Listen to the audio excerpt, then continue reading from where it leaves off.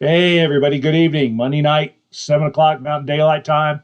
Time for PBR Monday, number 9 of 2021.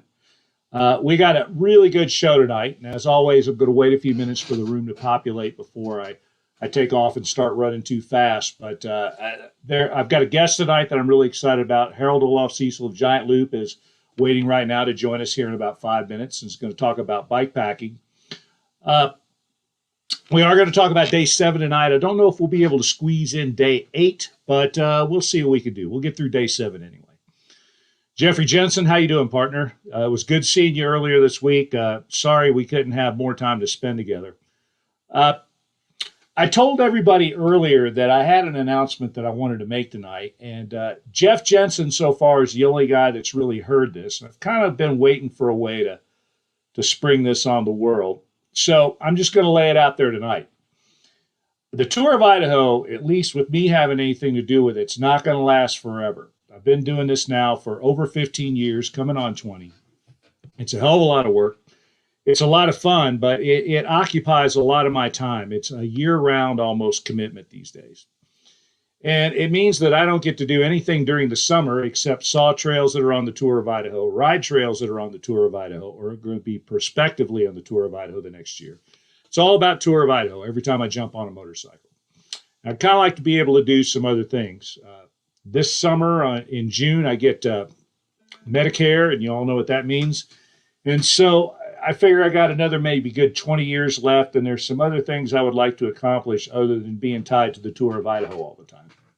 So that doesn't mean it's going to disappear right away, but I have some goals for the Tour of Idaho.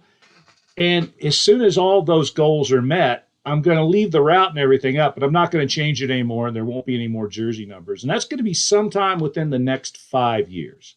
So I'd say 5 years at the outside is about how much time we have left to do the Tour of Idaho as it exists right now. So if you're thinking about doing it in the next couple of years, relax. It's still going to be there. But by the time I turn 70, I'm not going to be doing Tour of Idaho stuff all the time anymore. There's some other things left that I want to accomplish before I go on to the great wheel in the sky. Now, in that period of time, there are some things that I would really like to accomplish with the Tour of Idaho. And just to go back and recap, this is not principally a motorcycle event. That's not the way that I think about it. It is an event, an adventure, in which a motorcycle is an important tool. But as we tell people all the time, not just me, but anybody that's done the tour will tell you the same thing. You know, your ability to ride a motorcycle is important, but it's not the determining factor of whether or not you're going to be successful in the tour. There's a lot of other stuff that goes into it: determination, grit, physical conditioning, general outdoor acumen. You need to be an outdoor person to get into this. And that's why the race community has such a difficult time with this. I actually had a team show up last year, and when they got to Pocatello, they expressed amazement that the course wasn't marked. I don't know what to tell you. You know, I spend a year telling people, look, this is not a race course. It's not like 10,000 laps around some GNCC course or something like that. It's different. The course is not controlled. It's way out in the woods. You might run into all kinds of things out there. It's an adventure involving a motorcycle. Of the people that have finished, the vast majority of them tell me that it was not, if not the adventure of a lifetime, it was one of the most memorable things they ever did. It was a bucket list kind of a deal, and that's exactly what I want it to be. When I think about my own history, which has been spent almost entirely in outdoor adventures, the Tour of Idaho ranks very high. It's one of the top 2 or 3 things that I ever did. And that's in a whole lifetime full of stuff that was pretty cool. That's what I want it to be. I want all of you to be able to experience something that you're never going to forget. You're going to make friends. This community is the best community on the web, bar none, which is why I don't have any trouble going to our corporate partners and talking to them about Tour of Idaho. And even though this community is small, they respect you guys. Even when it doesn't make that much financial sense for them to get behind us, they dig what you all do. And they understand how difficult it is. And that's part of the community. There's a lot of support for you out there. So one of the goals that I had was to be able to get a female rider through the tour. And we accomplished that a couple of years ago with Carrie Barton, first female rider to ride the tour. She did an awesome job. Uh, but when I look at all of you who know me, know that I am not a bleeding heart liberal. Nonetheless, I do look at the world and I see that things aren't exactly perfect. Even in paradise, there's probably a few harps out of whack. And though I'm the last person in the world that really gets on diversity issues and all that kind of stuff. Look, the whole time I was in college, when I saw a young woman, or I saw a person who was in any kind of minority that had any skill whatsoever in physics, I did everything I could to encourage them to get into it, because you could write your own check if you were able to successfully get through the program. But I had a qualification. You had to be able to do the work. So one of the things that I would like to see accomplished in the tour of Idaho before I leave it behind is I would like to see an all-female team succeed. And the other thing I would really like to see is I would like to see a team from some underrepresented minority to succeed. And I know that sounds like a lot of affirmative action talk and stuff. And again, if you know me, you know I'm not that kind of guy. But I look around at the sport of motorcycling, it looks like a lot of white guys like me. This is more than a motorcycle event. It is an adventure. And in climbing, there were all kinds of people. When I was a climber, I met people from around the world, men and women from all over the place. They shared a bond. It was great. We had great adventures together. What I'd like to see is maybe the tour of Idaho diversify a little bit. Maybe it'd be better if there were more women. Maybe it would be better if there were more people that didn't look like me, an old white guy. So I'm going to put it to you all out there to go out and start searching for people that fit that description. Let's get some people involved in this community that don't look like most of us look, that aren't old white guys or middle-aged white guys, including a few young white guys. Let's reach out and see if we can get some women involved in this. Let's look and see if we can get some individuals of color. I know there's an international team that's just waiting for the COVID restrictions to lift before they come over here. That'll be another check off my personal list. I'd like to get a couple of international teams through this whole thing. But before I check out, I want to really open this thing up so that we've got all kinds of people represented in our community.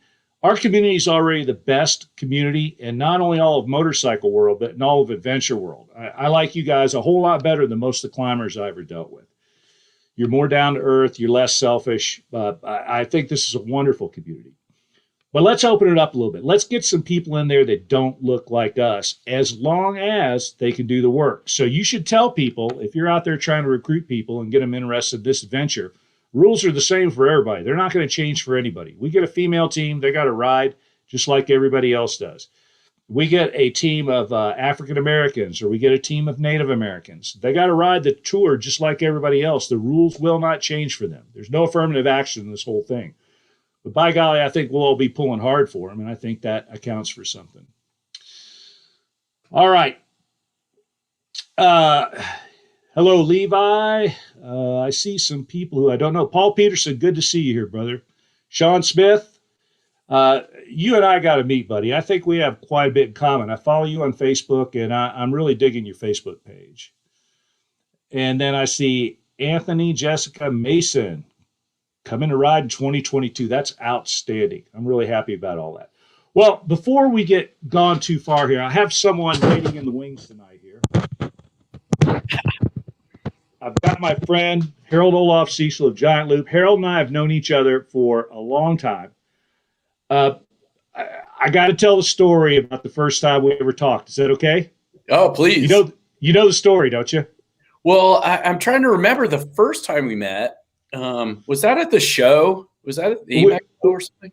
We met at a show, but you and I had a long, interesting phone conversation almost 15 years ago. Oh, I remember this now. Okay. I saw some Giant Loop bags a long time ago when the tour was in its infancy. And I said, well, I got to have a set of these. So I just ordered a pair up. And I don't think I had them for the first tour, but I had them for the second. And they were the shiz nizzle. I mean, I'm looking at these things and going, this is the best built bag I've ever seen. It reminded me a lot of climbing haul bags, which have to be basically indestructible. It's the same kind of material. Zippers are reinforced. The whole thing is shaped so that if you have to drag your bike over rocks and stuff like that, or you're pulling it up with a pulley system, there's nothing that sticks out or gets in the way. It just the way the whole thing is made, how it It's a smooth contour around your bike. All first class. Everything thought out. Somebody designed this thing and somebody built this thing that knows what the hell they're doing. And that was my first thought. So I buy a set of these things, and they're everything I thought they would be. And so on one of the early tours of Idaho, about the fourth or fifth year, there was a team that came through, and these guys didn't know each other, which I thought was unusual. They'd all kind of met on the internet. And they get to Pocatello, and it's completely apparent to me that these guys are going to have some troubles because they're just not alike at all. And they haven't really ridden together that much. And one guy, I think, can probably make it. The other two don't have the equipment for it. And one of the things that happened was one guy was an engineer, and he showed up, and he had these bags that looked like giant loot bags, but they weren't. They were made by I don't know who made them. He said he got them in Utah, but there was some company that had basically copied giant loot Mojave bags and was having them sewn in China. And so they cost less than half of what, a real giant loot bag costs. But they were pieces of crap. I mean, you could look at the thing. The fabric was no good. The zippers were no good. So all the stuff that makes the giant loot bag worth the money you spend is not present in these bags. Now, I don't want to slander China because I know companies that have stuff manufactured in China, Klein, for instance, China, Vietnam, Pakistan, but they have people over there that are making sure that the stuff is made to their standards. China is perfectly capable of producing good stuff. If you buy North Face tents and all that kind of stuff, a lot of that Patagucci stuff, it's all made in the same factory. They just put different labels on it. If you have people there that are watching to make sure that the quality control is high, you get good quality stuff. But this wasn't that. This was something that somebody had made as cheaply as possible. So this guy shows up with these bags. He's in my shop the night before they're going to set off, and I'm going, dude, you're not going to get these bags through day one. I mean, I can already see seams getting ready to pop here, And he had this big, heavy bike, and I knew that bike was going to be on its side over and over, but nothing could talk him out of it. So they do day one, and to make a long story short, they have quite an epic. They are one of the reasons why there is a time limit on day one to this day. So they come rolling in on a much shorter version of day one that exists now. And they started at 4 a.m. I think they got to my house at 1 a.m. And they looked like they had absolutely been eaten by sharks. I mean, their clothes are in tatters. Their bikes don't have any paint left on them. And this guy's bags are just shredded. And he's got duct tape all over him. So I walk into the back of my shop, and I've got last year's giant loot bags. I used to buy a new pair, a fresh set every summer. And I walk out and I go, this is a set that I used last year. They are still in perfectly good shape, and they are in way better shape than the bags that you have on that bike, which are not going to last. This set of bags is yours for $50 if you want it. And I got this lecture about how, nope, a little bit of duct tape and these things will be good as new. And, I should not be pressing him about buying these Chinese bags because since he saved money by buying these Erstag's cheap-ass bags, he had more money to spend in Idaho to promote our local economy. I'm going, okay, whatever. So the next day, I set off after these guys because I was going to ride the tour that year too. And I had ridden day one the day before they did, and I took the allowed day off in Pocatello. But it was my wedding anniversary, so I couldn't get out that early in the morning. So I did what I tell everybody not to do. I got like a 9:30 start on day two. But I'm hauling ass. I know those trails pretty well. And I go ripping across the desert out there outside of American Falls. And about 2 in the afternoon, I realized I had made a mistake because I just hauled ass to get there. And I didn't stop very long in American Falls. So I get out there, and it's 115 degrees out in the desert. And I know I don't have enough water to make it all the way across. Every time I get off to open and close one of those gates, I start to bake, and I'm in serious trouble. I'm not going to die because I know all the sneak routes to get out of here, but I don't think I'm going to make it all the way across the desert. So I'm riding through some of these big sand whoops, and there used to be a lot more of that soft, deep sand than there is now. We lost a lot of that trail a couple years ago, but there used to be 35 or 40 miles of sandy whoops that you had to ride. You can't ride those things fast. It's hot, lots of gates you got to open and close. And just as I was about to give in and head over to the railroad tracks and just ride the railroad tracks out, I see what I'm convinced is a mirage. It's a bottle of water like this big sticking up out of the sand. I could even see ice on it. And I walk over and grab that bottle of water, and it's real. And I killed it. I ride a little farther. I see bottles of water all along these sandy whoops, like at the top of every whoop. If I look down off the other side, I see power bars. I see bottles of water. So to make a long story short, I got like 6 bottles of ice cold water, and that saved me. So I get through all the sandy stuff, and then you get on that high-speed farm road that takes you up to the Basalt Rock Desert. And there used to be a railroad crossing way far to the west of where we go now. And I get to that railroad crossing, and this guy's sitting there. And the only shade he can find is the shade of this railroad crossing sign. He's all sitting there huddled up, and he goes, yeah, man, I lost all my water. And I look at these bags, and they've like exploded. There's nothing left in them. And I said, well, I found your water. And so to make a long story short, he had to retire from the tour. And I showed him the quickest way out. But that guy he hosed himself because he had a really cheap set of bags. So I called Harold as soon as I got done with that tour of Idaho. And I told him that story. And I think that was the beginning of the basis of our friendship, if I'm not mistaken. Oh, for sure. And I told you couldn't tell that story then because I didn't want to embarrass the guy, but it's been long enough ago. He's kind of gone on. He doesn't know that we're talking about him right now, but that was an awesome story. And that story just made my day too, because we were really bummed out about those guys. They signed up as a dealer and they basically ordered one of everything and then just sent it over to a factory and said, here, duplicate this. And it was really frustrating. It was one of the first kind of early experiences that we had with people knocking off our designs. It's happened multiple times since then, but yeah, I love the story. That's a good one. And actually that story helped me sort of set aside some of my anxiety about the knockoffs and stuff like that. And just say, right, we just need to stay focused on what we're doing and do the best that we can do, and people will figure out the rest. But there you go. Yeah. So tell us everything that everybody that doesn't know a lot about Giant Loop needs to know, and tell us about packing for technical riding on a motorcycle. Wow. Well, that's a tall order, but so, we started out in 2008. We had some insights into this horseshoe-shaped saddlebag being a really great solution for riding, carrying your gear on a dirt bike. And, we wanted to be able to put our camping gear on our dirt bikes and go haul ass across the desert and, ride from here to Nevada and back and not have our gear be, really even a factor in the ride or how we were riding or where we were riding or any of that stuff. And so, that was kind of our objective from the beginning, having stuff that was super stable, super bulletproof, and, just allowed you to ride without even having to really give your gear a second thought. Like that's always been the objective. Like, we don't want to have to fiddle around with that stuff. Just strap it on, tighten it down. Maybe you retension your straps or whatever after a few minutes of riding, but after that, it's kind of set it and forget it. And so that was the whole objective. And, we started out with that one horseshoe-shaped saddlebag, and then it's really just kind of grown and evolved from there.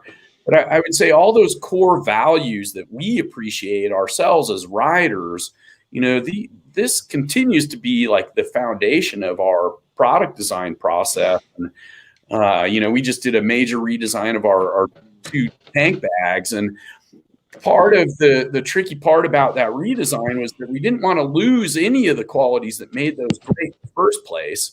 And that we just wanted to update the construction and, add to this great foundation we already had. And so I think that is our objective. And, with respect to like the Mojave saddlebag, you can mimic people's designs, but I think that what people don't get is all the details that go into something.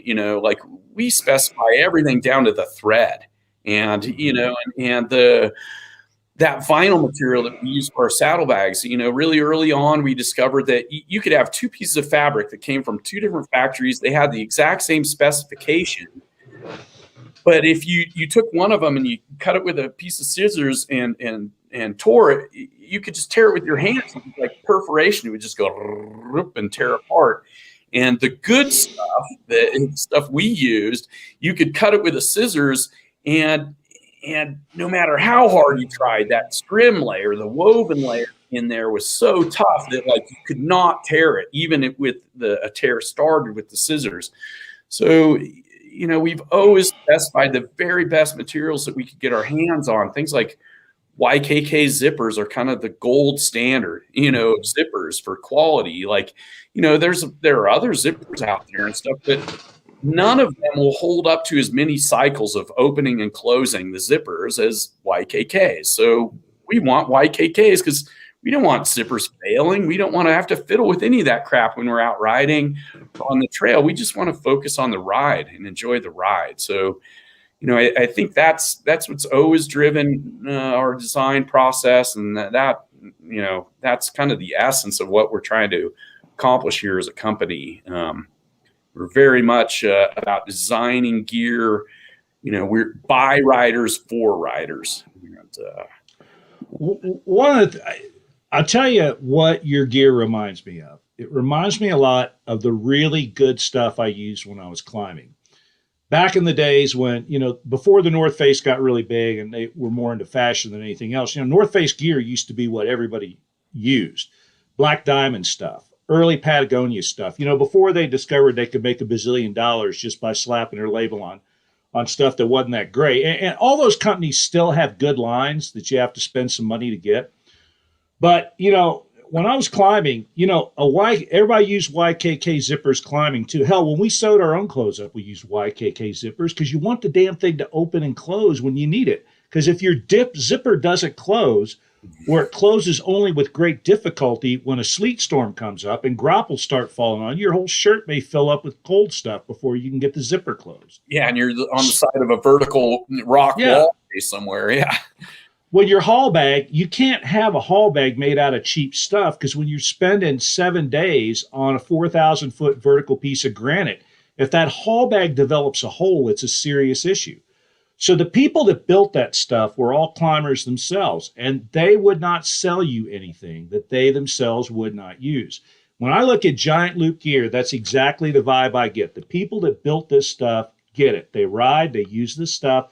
And all those little things that you talked about that may not be apparent to someone who's just a casual rider will be readily apparent to, I think, your core user, the pretty serious adventure rider.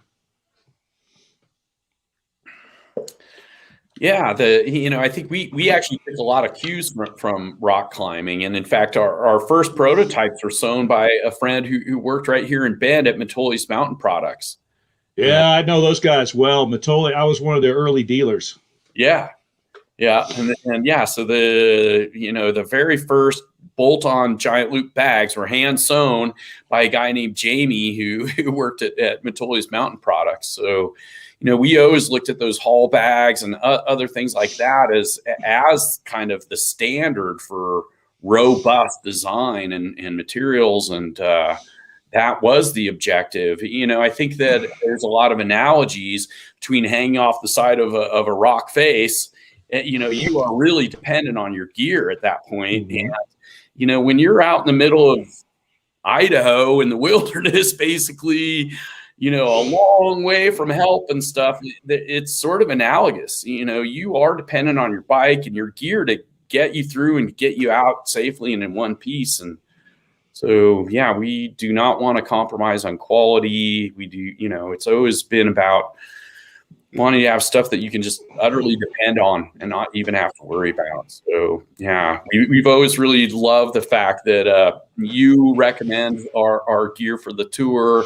We've always really enjoyed following along with the tour and seeing people struggle with it. I mean, it's tough, man. You've really given people a challenge there.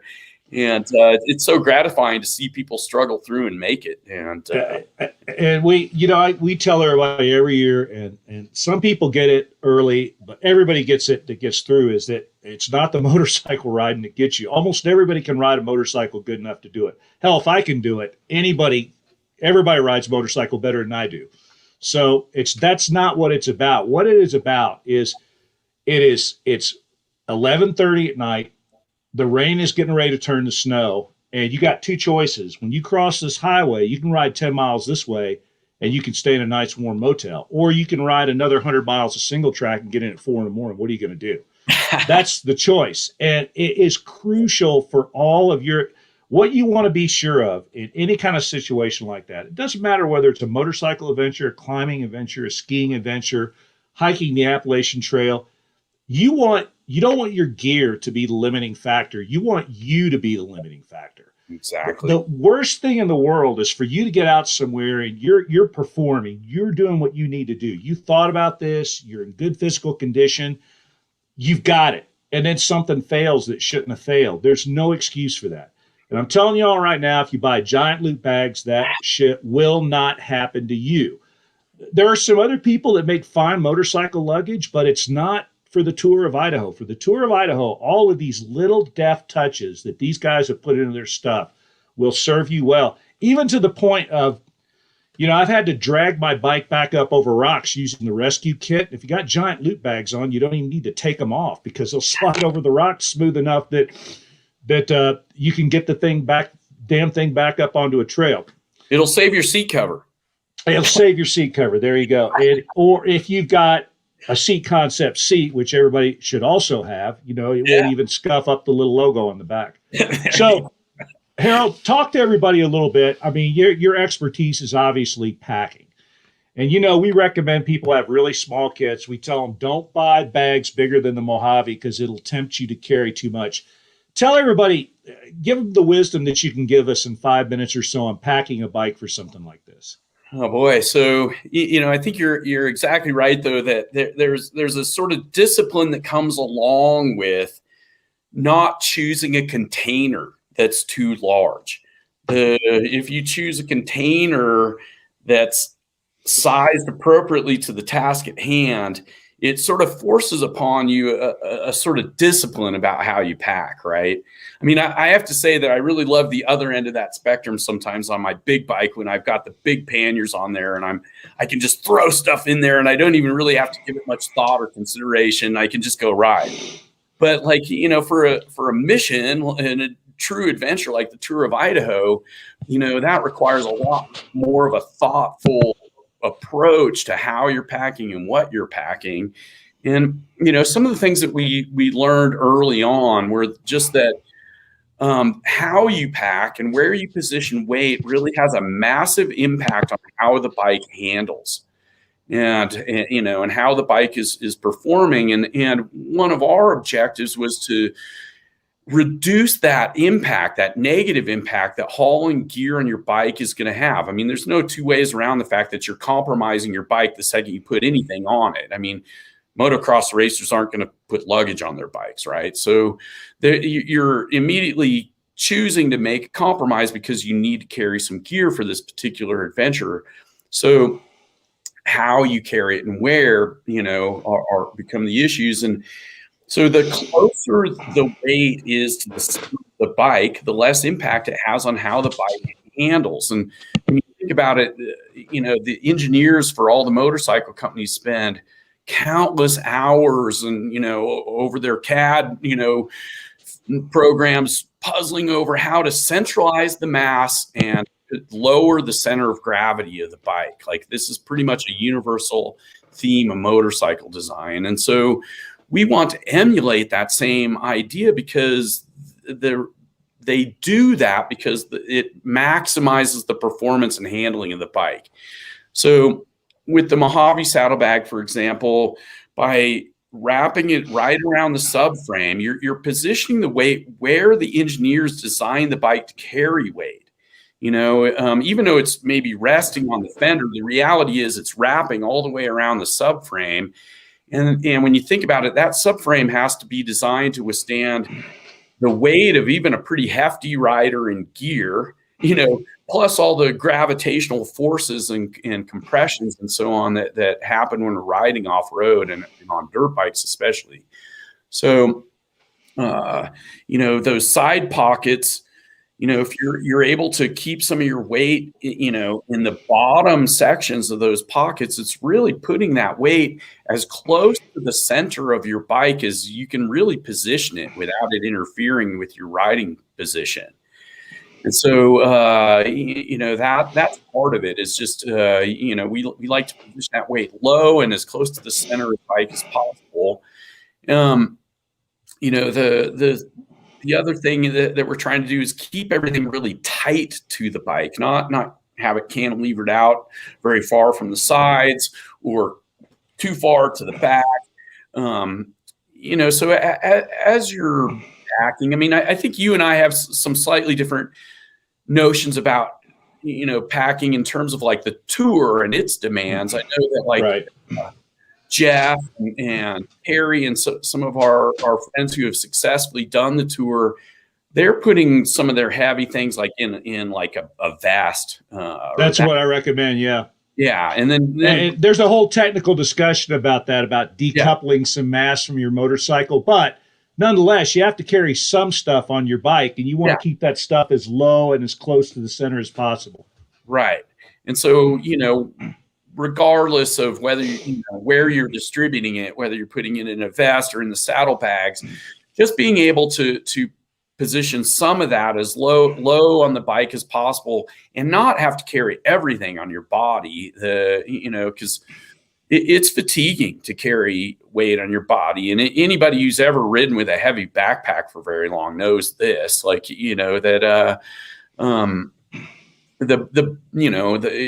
you can put at least some of those crucial items on the bike and not on your body, then you're gonna handle the heat better. Your stamina is gonna be better throughout the day, etc. I guess that's kind of the in a nutshell how we're thinking about packing. And I also like to give some consideration to, what are the things that I'm going to want to grab really quickly and keep handy, and then what are the things that I'm really kind of hoping not to even touch at all during the ride. So, so like my tire repair kit or whatever, I'm always going to have that stuff with me, but I'm going to probably put it someplace that, maybe I can get to it if I need to, but the other small things that I'm going to want, I'm going to, snacks, your phone to take photos, to document your checkpoints and all that stuff.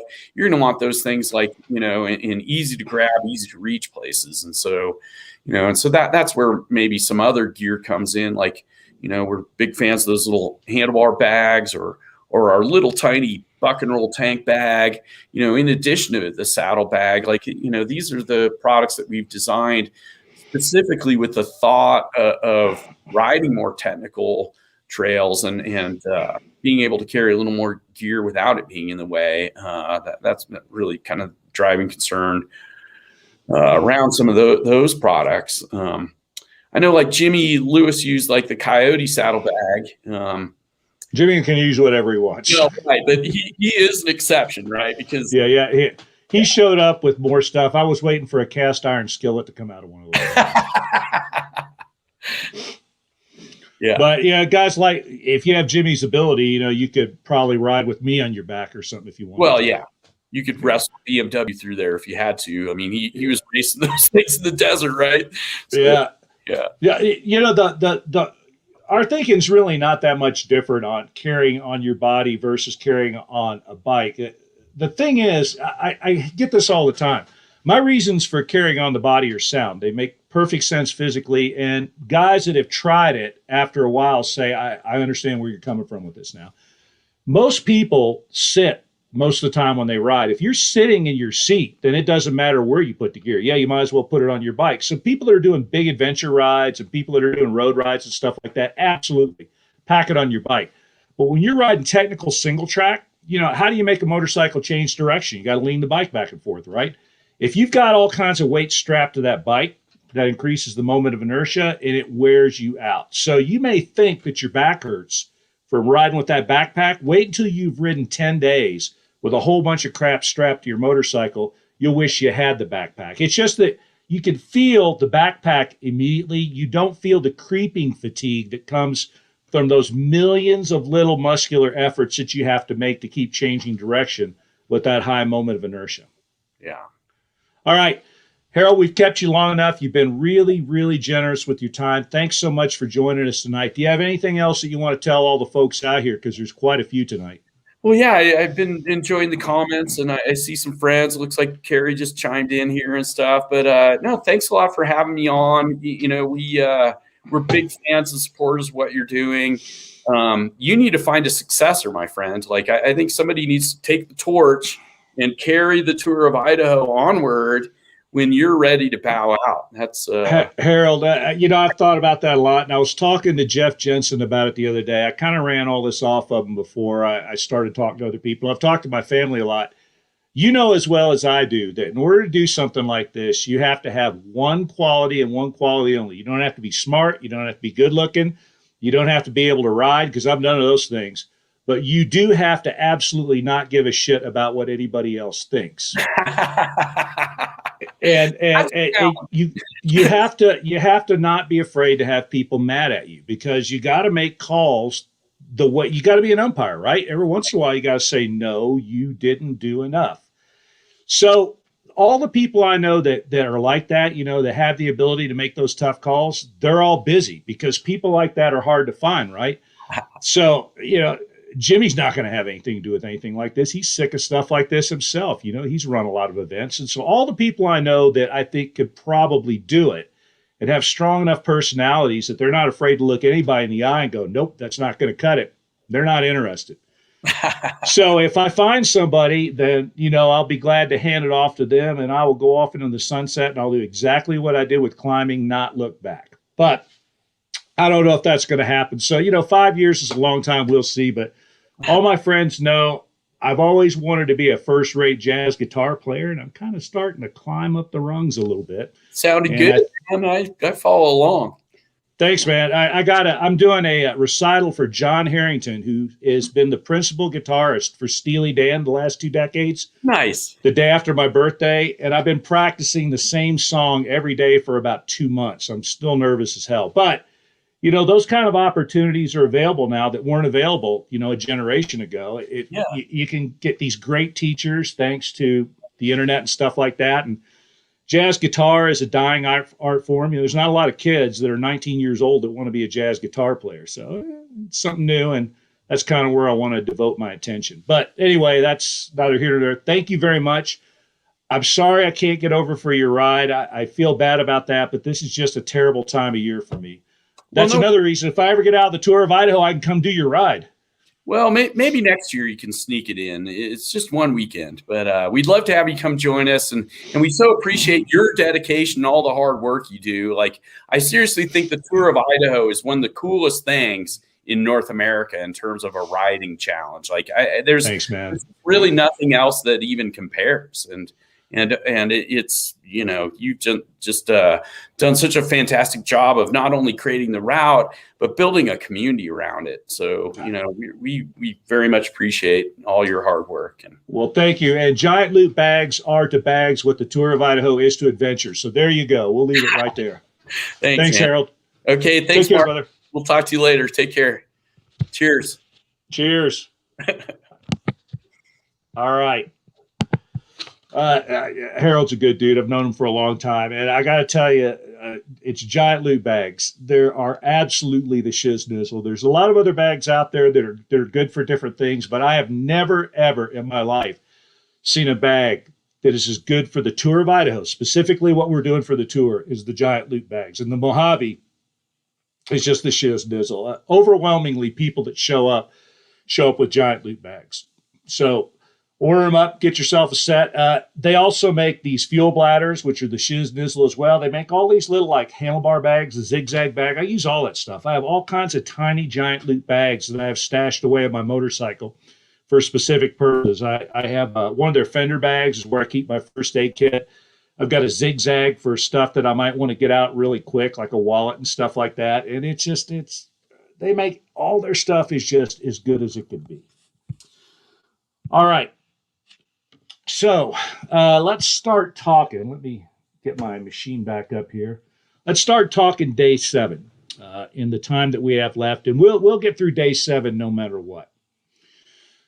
Day 7 is a day that a lot of people have some trouble with, not because there's anything overly technical about day 7. By the time you get there, the technicality of day 7 should not scare anybody. But it's long. It's darn near 250 miles, and there's no gas. So you got to carry gas all the way to Elk City. Now, if you go to Elk City, it's not 250 miles. It's about 210 miles, I think, to Elk City from North Fork. But there's no gas in Lowell. The gas station there, Cougar Station, closed a few years ago. And as far as I know, there is no gas. I talked to people at both lodges a while back, and they said, nope, you got to go to Koosky to get gas. So you're much better off taking the detour into Elk City to get gas. And then you got to carry a lot of gas out of Elk City, because once you get to Lowell, which is where you're going to spend the night, you got a long day the next day to get to what's the name of that lodge? Lakshallage at Powell Ranger Station. So so day 7 is long in its own right. You know, it's 250 miles. You got to go 210 to get to your first gas. So you're going to have to carry gas across a Magruder. You got to carry gas out of Elk City, quite a lot of it. And we'll talk about how to work that when I get you into Elk City. But it's a long day, and a lot of people think, well, the vast majority of it's on dirt roads, so I'll be able to zip down those dirt roads doing 50 or 60, and I'll be able to make up a lot of time. Yeah, that kind of doesn't work that way, especially going across the Magruder. I mean, you can haul ass, but it's not the greatest idea in the world. There's a lot of people that have gotten hurt. There's blind corners, and you should assume that there's an entire ATV full of drunken hillbillies coming the other way in a 4-wheel drift every time you go around one of those corners. In fact, from Poet Creek to where you get off on the 505 may be the most dangerous part of the entire tour, because I have never ridden that section once without having to ride off into a ditch to save myself from oncoming traffic.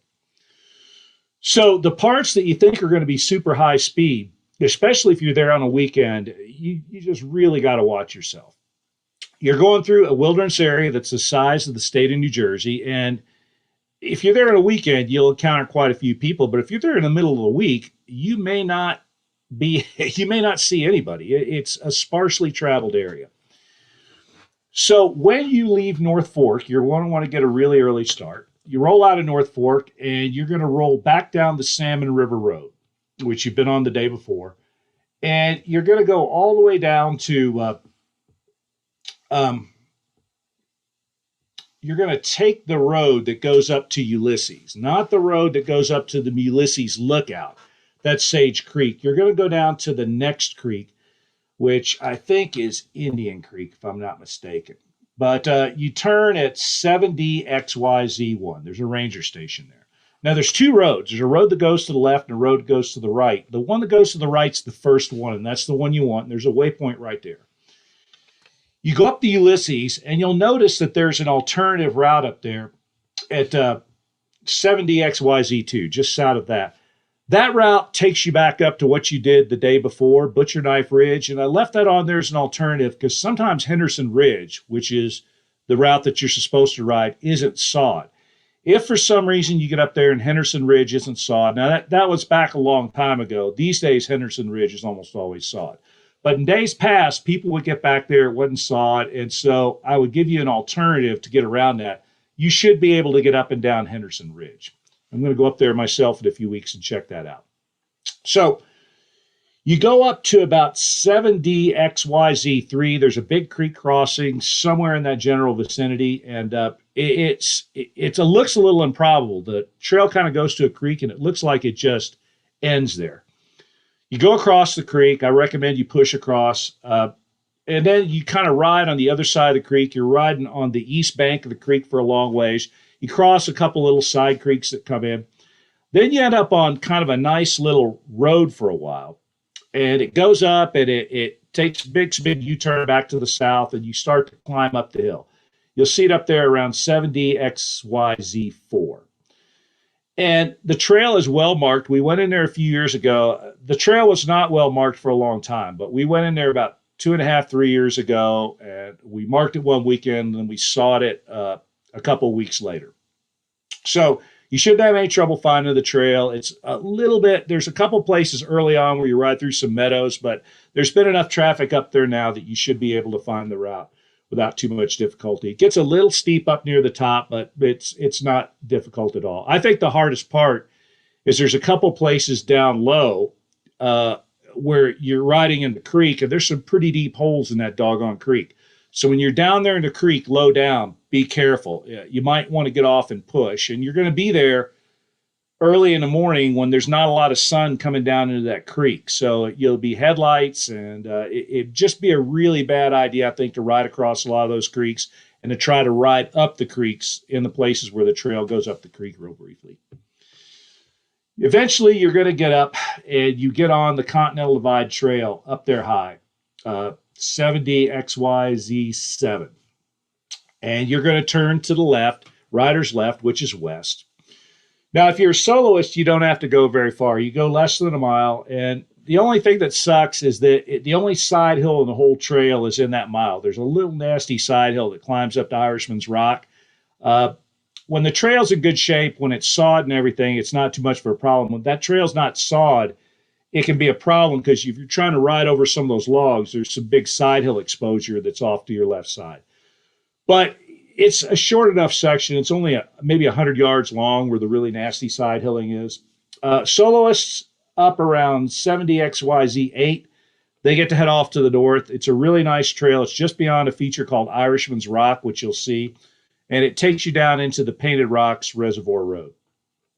Everybody else continues on to the west, out along the Continental Divide Trail, and you will eventually come to the road that goes over to Blue Nose Lookout. Blue Nose Lookout is a challenge point if you are on that 2- and 3-person variant. Soloists don't have to worry about it. You go across to Horse Creek, and then you end up down in the same valley, the Bitterroot River, and you'll eventually come to 7DXYZ9, which is where the solo variant comes back in. Solo variant goes down Hughes Creek.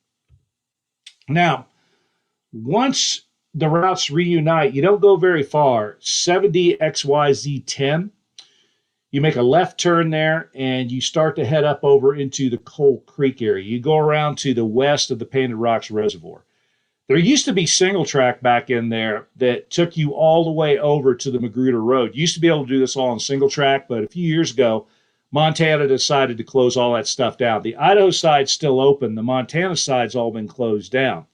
That's the reason why we lost that really cool little section of single track last year that was up on the Continental Divide Trail. Anytime the CDT wanders into Montana, they close the trail. The parts of it that are in Idaho or right on the border, it's still open.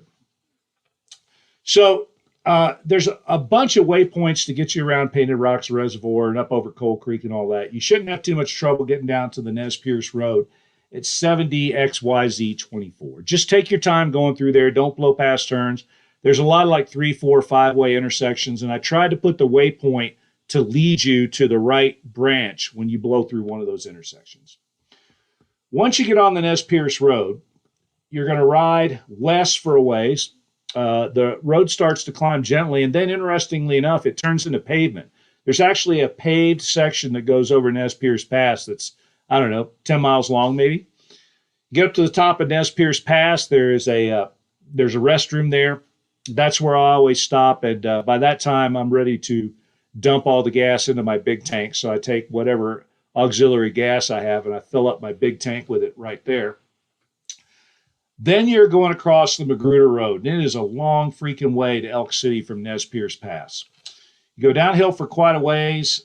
You go past several campgrounds, and you eventually come up to a waypoint 7DXYZ28, and at 7DXYZ28, you want to make sure you turn left and head up the hill.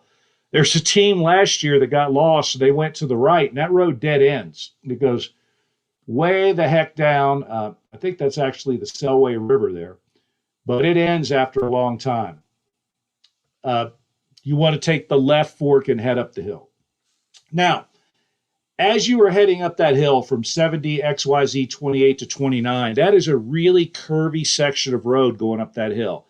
And it's another place where I've been scared a lot because, you're on a motorcycle, you're in your helmet, you typically can't hear people coming in cars and side-by-sides, which are not making as much noise as your bike is. You'll scare the piss out of yourself if you try to haul ass up that hill. You're going to come around one of those great big U-turns there, and there's going to be somebody in a Jeep, and you might end up as a hood ornament in that Jeep if you don't watch it a little bit. So you climb and you climb and you climb, and eventually you're going to get up into the area around 70 XYZ 31. You're up way high up near Salmon Mountain.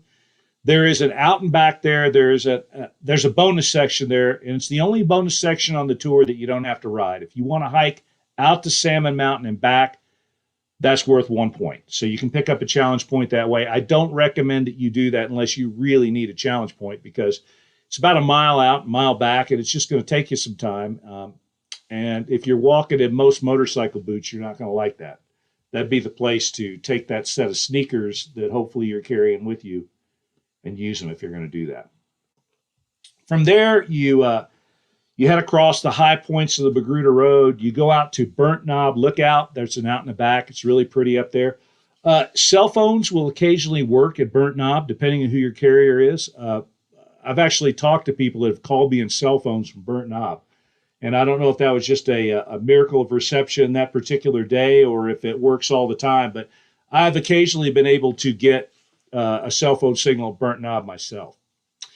From there, you head sharply downhill into something called Poet Creek. And from Poet Creek, that's where that road, that Magruder Elk City Road, really, really starts to get dangerous because it opens up. It's kind of wide now, and there's all kinds of traffic on that road that are hauling ass. There's a bunch of campgrounds out there, and moderation doesn't seem to be something that most of the people that use that road enjoy. So you go a long way. It's about 25 miles up to Mountain Meadows. Now, again, you're going to see an alternative route marked in purple that starts at Mountain Meadows. This is an area that's frequently affected by fires. So that purple route shows you a way to get around an area that's frequently affected negatively by forest fires. You'll notice on the map that I have posted, there's all kinds of roads back in there. The roads will typically always be open. Some of the trails are not. You'll need like a motor vehicle use map to see the trails that are open, but there's a ton of roads back in there, all of which will get you to Elk City. Remember, if something is closed by fire, your obligation is to, as quickly as possible, get back on the regular route. So that's why having a good set of maps is very important. And we had a team last year that hosed themselves in this area because the 505 trail, the trail that goes from out in Mountain Meadows and then drops down into the road near the Elk City Resort, or near the Red River Resort, excuse me. That particular trail was closed by fire, but none of the rest of it was. So we had a team that rode all the way into Elk City along an alternative instead of getting back onto the trail as soon as possible, because they could have gotten back on the trail in about 10 miles. And instead, they rode 30 miles into Elk City. That cost them a challenge point. They had to be penalized and they had to make it up the next day. The better your maps that you have with you, the better you'll be able to route around stuff like that. And it's a lot easier to do with good paper maps than it is trying to scroll around on a really tiny screen on a GPS or even a Trailtech Voyager, which has a much better screen or bigger screen than a lot of GPS units. So you go across that trail past Soda Creek Point. It's 70 XYZ 39. The waypoint's right where it needs to be. You'll drop down into the valley. There is a resort down there called Red River Hot Springs, but they don't have any fuel there. They do have, however, a fantastic swimming pool. So if you just want a nice cold dip in the water, that's the place to go. And they do have some food and some beverages and stuff there, but no fuel. What you're going to do is head down to Red River, head downriver to 70 XYZ 50. It's back over your right shoulder. You head up the hill. You're on a dirt road for a long ways. And eventually you get up and you end up on a quad trail, which will eventually take you up to waypoint 59. Now, these are nice quad trails. Red River Dust Devil maintained these trails, but there's a bazillion of them back there. There's an entire network of trails. They're not all on the maps, and that's because these trails keep migrating. So they'll build a trail, it gets kind of trashed, and they'll build another trail that sort of parallels it. So all the motor vehicle use maps are kind of approximate. I've ridden a trail for like a mile and looked over and seen there's another trail 50 feet away through the woods that parallels it. So it's just a maze of trails back in there. The way that I've taken you this year is the way that I've ridden the most times. I'm sure it's open. I'm sure you won't get lost. Now, I say I'm sure it's open. It's supposed to be open. You never know when fire, flood, famine, pestilence, something like that closes a trail. But I've ridden all these trails multiple times, and I think it's the best way in and out of Elk City. So you have a choice to make here. Unless you figured out a way to carry enough gas out of North Fork to get you about 350 miles, you're probably better off going into Elk City for gas. Now, you don't have to. You can go into Koosky. So you can ride to Lowell and either ride to Koosky that night and get your gas. It's about 25 miles one way down the road to Koosky, and ride back. You could do it early the next morning, although I wouldn't recommend that. But the thing I don't like about going into Koosky is it's 25 miles of pavement. So you're going to smoke your tires riding 25 miles of pavement to get that gas. You're far better off, I think, going into Elk City. It's just a small out and back. It's dirt. And I think you're in much better shape doing that. But there's nothing wrong with going to Koosky if that's what you want to do. Koosky's a little bit bigger town. You could probably get some supplies there. That's your call. But you might get in too late to do it at night. So if you're counting on Koosky to bail you out, you might end up hosing yourself by having to get a really late start on day 8 if you're not careful. So everybody I know the past few years has gone into Elk City. So you go into Elk City, there's a couple different places. There's only one place to get gas, but the last time I was there were 2 stores. They're both pretty good. The way out of Elk City is new this year. So last year we had a lot of trouble. Last couple of years, we've had a lot of trouble with the way that I had people going out of Elk City. There was one place where, and I'm sure this is my fault. I'm sure I had a mislocated waypoint, but there was a fire swamp that everybody was riding their motorcycles. So you could actually ride around that. You don't have to go straight through the middle of it. But I think that was my fault. I had a mislocated waypoint. So what I did this year is I took you a slightly different way. There's a little bit more dirt road to it than there is quad trail. And that'll get you, it'll get you back up to where you need to be a lot more quickly. Now, if you don't want to chance that, it is perfectly acceptable for you to ride back out the way you came in. So if you want to just reverse your route back out of Elk City and go out the way you came in, that's just fine.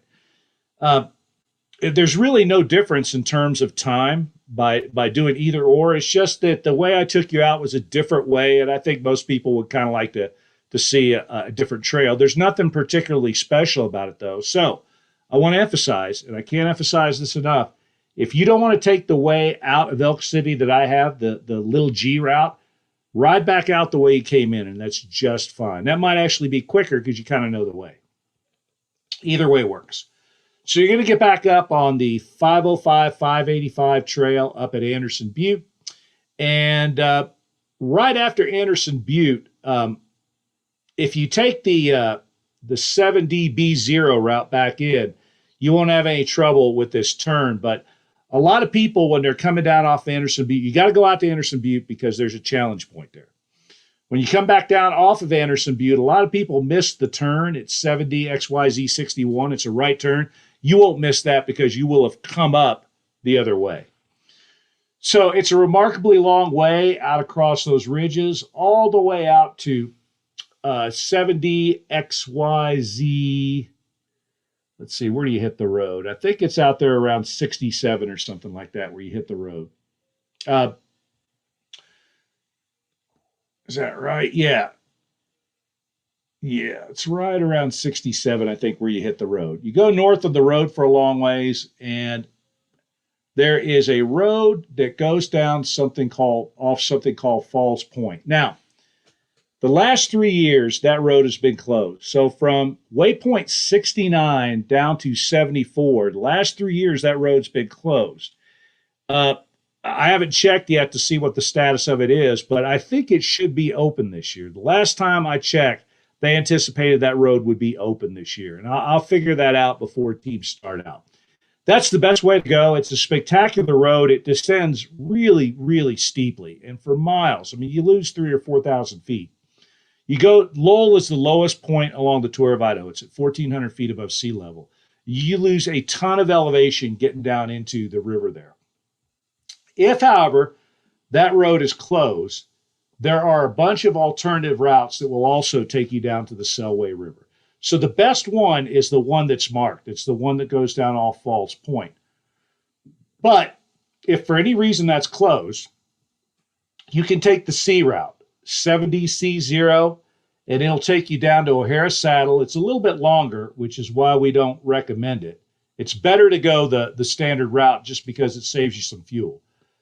But any of those alternative routes are fine. The best one is the one that goes down O'Hara Creek. That would be 70C, that route right there. That's the best one. But the other one is okay too. You can take any of them you want. So if the standard route that goes down off of Falls Point is closed once again this year, just take one of those alternative routes that are in purple. And I'm going to know whether or not the road is supposed to be open or closed before tour season starts. I'll find all that out. I've gotten some conflicting information about it so far. And that takes you into Lowell. Some teams, the fast teams, the teams that are on it, they get into Lowell around 6 or 7 at night. That's what your goal needs to be. And both places now are open. Three Rivers, I talked to those folks a while back. There's no gas there, but they're ready to certainly give you a meal and a place to stay. And the place across the road, Wilderness Inn, is also in good shape. They're a little hard to get a hold of in the winter, but this time of year, you shouldn't have any trouble reaching out to them. So there is your day 7. The reason why a lot of people, again, run into trouble on day 7 is just because it's a really, really, really long day. And a lot of people sort of underestimate that. And it's a day that you think, well, people go, well, day 2 was long and we got across it okay. Yeah, but a lot of that stuff on day 2 is higher speed as possible than it is on this day. You're not, on day 2 going into Arco, I don't recommend it, but you could be doing 80 going across some of those roads if you want to. That's not going to be very possible at all on day 7. There's just not that many places where you could just wick it up and make up for lost time. So get an early start, keep rolling, don't dawdle. I do not recommend the day 7 challenge section. It adds a lot of length. The last time I checked, it had been sawed, so I think there actually is a trail now. The joke used to be that we'd send people out there because I tell them, don't do it, don't do it, don't do it. The people that ignored me would go out and find out that the reason you don't do it is you go through this horrible rock garden. It's like about a mile of Erzberg boulders. Then all of a sudden the trail just ends, and you kind of have to pick your way through trees and over logs down off this ridge to get to the road. They sawed all that, but you still got the Erzberg boulders that you got to ride through. And on a loaded bike, it's no fun. And then once you get to that, it's just this great big loop that you don't need on that day. So don't do the challenge section unless you're really a glutton for punishment. And I would not do that walk out to Salmon Mountain Lookout and back either unless I really, really desperately needed a supplemental point. You can do that. All right. Let's see here. Lowell is in Pacific time, so you gain an hour on the clock, but not daylight. Jeff, that's exactly right. The entire tour north of North Fork, you're in the Pacific time zone, so you want to take that into account. And Jeff's absolutely right. You do gain an hour on the clock, but you don't gain it in terms of any daylight. Let's see. When Falls Point Road was closed, was it signed early? Yes, there's a big sign right up there where that waypoint is. And I've seen it in a couple different spots. Normally, it's right out there off of the main road, so you don't go down very far. But if it's not, you go just a couple of miles down the road, and there's another gate. It's always been at one of those two places. And I don't recommend trying to get around the gates and ride it. I did that once, and it worked out for me, but there was another crew that did that. It didn't work out for them at all. They ended up having to drag their bike over logs, and I don't think they got into a young team, really strong team. They finished, but that nearly did them in because they didn't make it to Lowell. I think they got there at 3 a.m. or something like that. It was pretty terrible. All right, we got a few minutes left, so question and answer time right now. Let's see if I see anything. I don't see anything that looks much like a question. If you have any questions, now's a good time to ask again. The reason I come on every Monday night is to answer questions. So if you got them, fire them away right now. Is there gas at Powell or Lakshallage? There certainly is. Powell Ranger Station has gas. That's in the write-up, by the way. In the tour on the Motorcycle Jazz pages, we tell you every place you get gas and every place you can't get gas. So if you're curious about that even further, go look there. And furthermore, every place that has clear gas that we know about, we tell you that too, since most people want clear gas for their bikes. All right. While I'm waiting to see if there's any more questions, I think that Harold really did us a solid coming on tonight. I saw he signed off a little while ago and said thanks. I don't know if he's still listening or not, but Harold's a super good dude. The gear that they make is the best.